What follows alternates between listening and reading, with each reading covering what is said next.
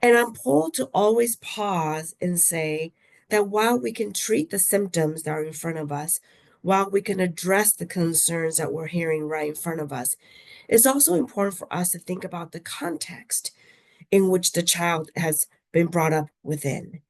And I showed this slide, and I did this a few years ago when I gave a presentation at Yale Youth Ministry when we were talking about the impact of COVID. And I love this picture because I think it's still so applicable to our day, to now. We are, in fact, all different ships during a storm.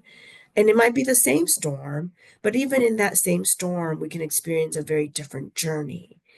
And it's important when we're working with young people to remember that, as we might assume what COVID might be doing for the young people, as we might assume what current political context might be doing to young people, assumption is not good, right? We know that. And it's important for us to ask the right questions and to be really good listeners and observers about what our young people might be going through. So I invite all of us to kind of look beyond what might be at first glance, because as we know, what we see may just be the tip of the iceberg. And for our young people, there's a lot more to their lived experiences and to their life story that we really need to attend to.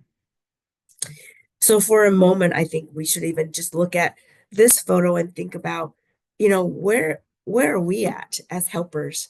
Where are you at as individuals in your role with students and young people? And you're going to hear me say students a lot just because I work in a school right now with students.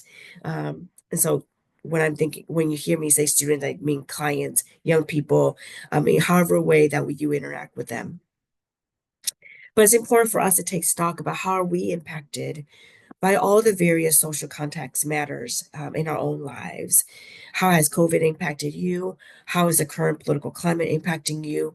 How is your own family needs impacting you? It's important for us also to understand where we're at too.